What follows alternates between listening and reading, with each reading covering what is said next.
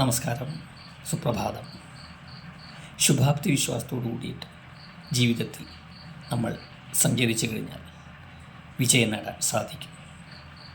പല ആൾക്കാരും എപ്പോഴും ഒരു പ്രവൃത്തിക്കിറങ്ങുമ്പോൾ നെഗറ്റീവ് ചിന്തയോടു കൂടിയിട്ടാണ് അതിനെ സമീപിക്കുക. എനിക്ക് എന്നെ കൊണ്ടൊന്നും പറ്റില്ല, അല്ലെങ്കിൽ ഇതിനെ കൊണ്ടൊന്നും ഒരു കാര്യമില്ല എന്നുള്ള രീതിയിൽ ചിന്തിച്ചുകൊണ്ടാണ് പലരും ദിവസത്തിൽ ഓരോരോ പ്രവൃത്തി തുടങ്ങുക.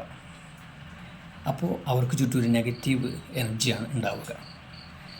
ശുഭാപ്തി വിശ്വാസം എല്ലാം ഇന്നല്ലെങ്കിൽ നാളെ ശരിയാകും എന്ന ശുഭാപ്തി വിശ്വാസം നമ്മളിൽ ഉണ്ടാവണം. അപ്പോൾ അതായത് നമ്മളിൽ എന്ത് ചിന്തയാണ് ഉണ്ടാകുന്നത് അതിനനുസരിച്ചൊരു വലയം നമുക്ക് ചുറ്റും ഉണ്ടാകും എന്നുള്ളതാണ്.